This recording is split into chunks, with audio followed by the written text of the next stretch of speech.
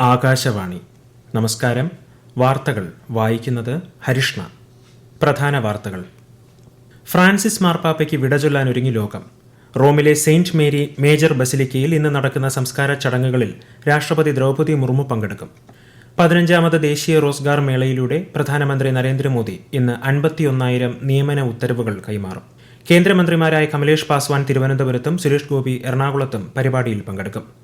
പാകിസ്ഥാൻ പൌരന്മാരെ തിരിച്ചയക്കുന്നതിനുള്ള നടപടികൾ അടിയന്തരമായി സ്വീകരിക്കാൻ സംസ്ഥാനങ്ങൾക്ക് നിർദ്ദേശം നൽകി കേന്ദ്ര ആഭ്യന്തരമന്ത്രി അമിത് ഷാ. ഉയർന്ന നിലവാരമുള്ള സ്റ്റീൽ ആഗോളതലത്തിൽ ലഭ്യമാക്കാൻ ഇന്ത്യ സജ്ജമാണെന്ന് കേന്ദ്രമന്ത്രി പീയൂഷ് ഗോയൽ. ആഗോള സാമ്പത്തിക വളർച്ച ഉറപ്പാക്കുക എന്ന ലക്ഷ്യത്തിലൂന്നി ഇന്ന് ലോക ബൌദ്ധിക സ്വത്തവകാശ ദിനം. IPL ക്രിക്കറ്റിൽ ചെന്നൈ സൂപ്പർ കിങ്സിനെതിരെ സൺറൈസേഴ്സ് ഹൈദരാബാദിന് 5 വിക്കറ്റ് ജയം. വാർത്തകൾ വിശദമായി. ഫ്രാൻസിസ് മാർപ്പാപ്പയുടെ സംസ്കാര ചടങ്ങുകൾ ഇന്ന് ഇന്ത്യൻ സമയം ഉച്ചയ്ക്ക് 1:30 റോമിലെ സെയിന്റ് മേരി മേജർ ബസിലിക്കയിൽ നടക്കും.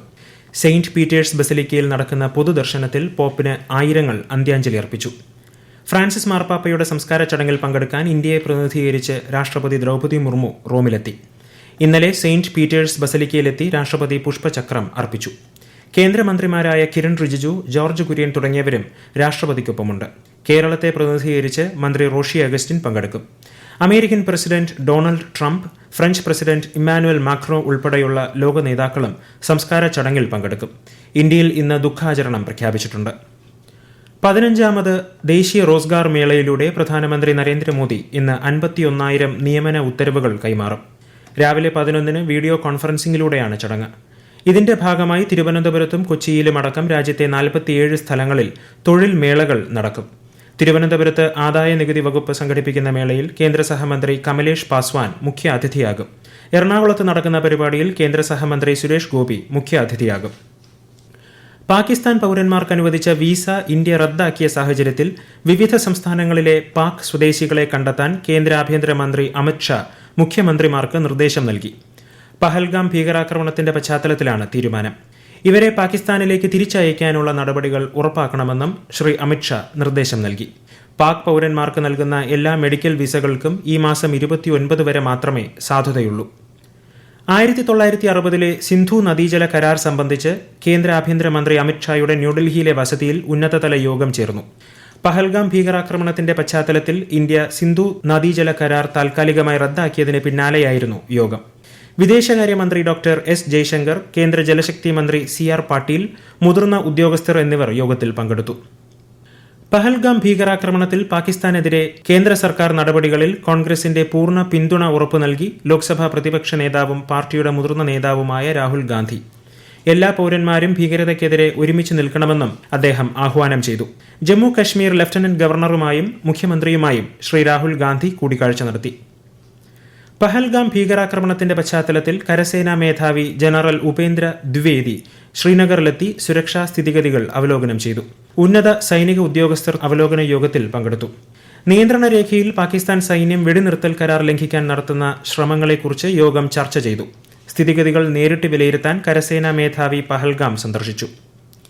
ആന്ധ്രാപ്രദേശ് മുഖ്യമന്ത്രി N. ചന്ദ്രബാബു നായിഡു പ്രധാനമന്ത്രി നരേന്ദ്രമോദിയുമായി കൂടിക്കാഴ്ച നടത്തി. പഹൽഗാം ഭീകരാക്രമണത്തിന്റെ പശ്ചാത്തലത്തിലാണ് കൂടിക്കാഴ്ച.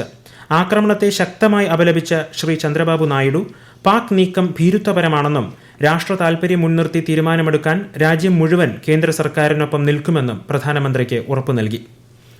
ആഗോളതലത്തിൽ വൻതോതിൽ സ്റ്റീൽ ലഭ്യമാക്കാൻ ഇന്ത്യ സജ്ജമാണെന്ന് കേന്ദ്രമന്ത്രി പീയൂഷ് ഗോയൽ.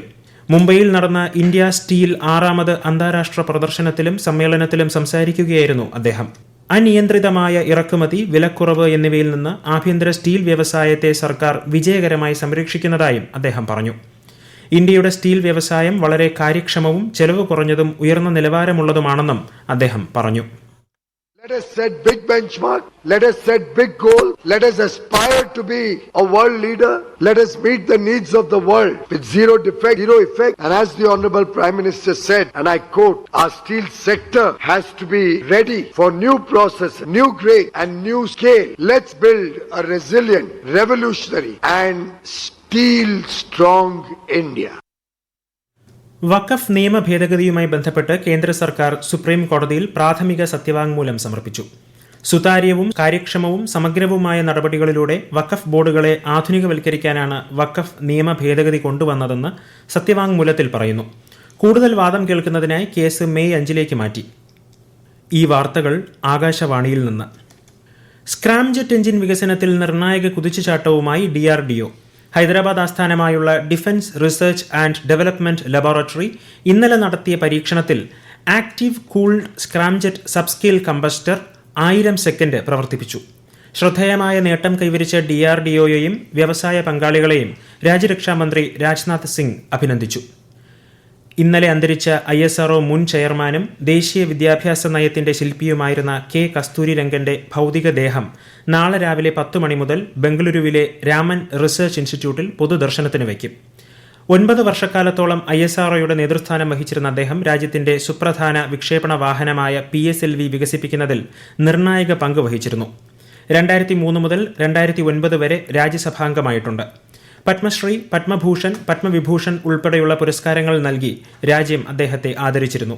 K. കസ്തൂരിരംഗന്റെ മരണത്തിൽ രാഷ്ട്രപതി, ഉപരാഷ്ട്രപതി, പ്രധാനമന്ത്രി ഉൾപ്പെടെയുള്ള പ്രമുഖർ അനുശോചനം രേഖപ്പെടുത്തി. ഇന്ന് ലോക ബൗദ്ധിക സ്വത്തവകാശ ദിനം.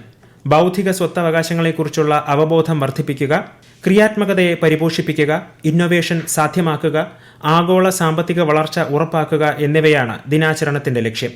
ലോക ബൗദ്ധിക സ്വത്തവകാശ സംഘടനയാണ് ദിനാചരണം സംഘടിപ്പിക്കുന്നത്. ബൗദ്ധിക സ്വത്തവകാശവും സംഗീതവും എന്നതാണ് ഈ വർഷത്തെ പ്രമേയം.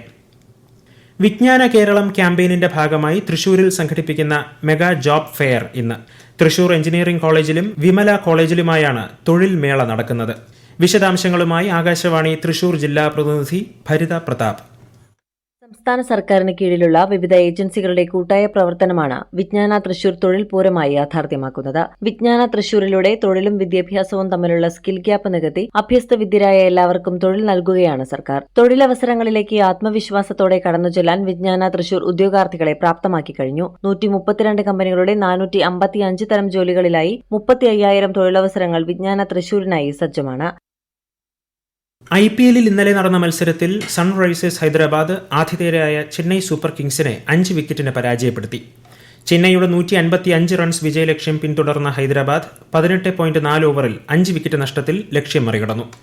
ഇന്ന് നടക്കുന്ന മത്സരത്തിൽ പഞ്ചാബ് കിങ്സ് കൊൽക്കത്ത നൈറ്റ് റൈഡേഴ്സുമായി ഏറ്റുമുട്ടും. വൈകുന്നേരം 7:30 കൊൽക്കത്ത ഈഡൻ ഗാർഡൻസിലാണ് മത്സരം. ഗ്യാങ്ടോക്കിൽ നടക്കുന്ന വടക്കുകിഴക്കൻ മേഖലയിലെ വൈദ്യുതി മന്ത്രിമാരുടെ സമ്മേളനത്തിൽ ഇന്ന് കേന്ദ്ര വൈദ്യുതി മന്ത്രി മനോഹർ ലാൽ പങ്കെടുക്കും. വടക്കുകിഴക്കൻ സംസ്ഥാനങ്ങളിലെ എല്ലാ വൈദ്യുതി മന്ത്രിമാരും മുതിർന്ന ഉദ്യോഗസ്ഥരും സമ്മേളനത്തിൽ പങ്കെടുക്കും. മേഖലയിലെ വൈദ്യുതി രംഗത്തെ വിവിധ വശങ്ങൾ ചർച്ചയാകും. പ്രധാനമന്ത്രി നരേന്ദ്രമോദിയുടെ പ്രതിമാസ റേഡിയോ പരിപാടിയായ മൻ കി ബാത് നാളെ. പരിപാടിയുടെ 121 പതിപ്പാണിത്. ആകാശവാണിയുടെയും ദൂരദർശന്റെയും എല്ലാ ശൃംഖലകളിലും പരിപാടി ലഭ്യമാകും. ഹിന്ദി പ്രക്ഷേപണം കഴിഞ്ഞാലുടൻ പ്രാദേശിക ഭാഷകളിൽ മൻ കി ബാത് കേൾക്കാം. കേരളത്തിൽ അടുത്ത 5 ദിവസങ്ങളിൽ ഒറ്റപ്പെട്ട ശക്തമായ മഴയ്ക്ക് സാധ്യതയെന്ന് കേന്ദ്ര കാലാവസ്ഥാ വകുപ്പ്. കേരള, ലക്ഷദ്വീപ് തീരങ്ങളിൽ ഇന്ന് മത്സ്യബന്ധനത്തിന് വിലക്കുണ്ട്.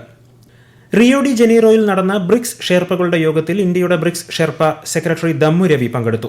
ബഹുരാഷ്ട്രവാദം, സുസ്ഥിര വികസനം, ബ്രിക്സ് രാജ്യങ്ങൾക്കിടയിലുള്ള സഹകരണം വർദ്ധിപ്പിക്കൽ എന്നിവയെക്കുറിച്ചുള്ള ക്രിയാത്മക ചർച്ചകൾ യോഗത്തിൽ നടന്നു. പാകിസ്ഥാനിലെ ബലൂചിസ്ഥാൻ പ്രവിശ്യയിലുണ്ടായ സ്ഫോടനത്തിൽ 10 പാക് അർദ്ധസൈനിക ഉദ്യോഗസ്ഥർ കൊല്ലപ്പെട്ടതായി ബലൂച്ച് ലിബറേഷൻ ആർമി അറിയിച്ചു. ക്വറ്റയ്ക്ക് സമീപമുള്ള മാർഗറ്റ് ചൌക്കിലാണ് സംഭവം. കഴിഞ്ഞ ദിവസം ബലൂചിസ്ഥാനിലെ കലാത്ത് ജില്ലയിൽ വാഹനത്തിന് നേരെയുണ്ടായ ബോംബ് ആക്രമണത്തിൽ 3 പേർ കൊല്ലപ്പെട്ടിരുന്നു. പ്രധാന വാർത്തകൾ വീണ്ടും. ഫ്രാൻസിസ് മാർപ്പാപ്പയ്ക്ക് വിട ചൊല്ലാൻ ഒരുങ്ങി ലോകം. റോമിലെ സെയിന്റ് മേരി മേജർ ബസിലിക്കയിൽ ഇന്ന് നടക്കുന്ന സംസ്കാര ചടങ്ങുകളിൽ രാഷ്ട്രപതി ദ്രൗപദി മുർമു പങ്കെടുക്കും. 15ാമത് ദേശീയ റോസ്ഗാർ മേളയിലൂടെ പ്രധാനമന്ത്രി നരേന്ദ്രമോദി ഇന്ന് 51,000 നിയമന ഉത്തരവുകൾ കൈമാറും. കേന്ദ്രമന്ത്രിമാരായ കമലേഷ് പാസ്വാൻ തിരുവനന്തപുരത്തും സുരേഷ് ഗോപി എറണാകുളത്തും പരിപാടിയിൽ പങ്കെടുക്കും.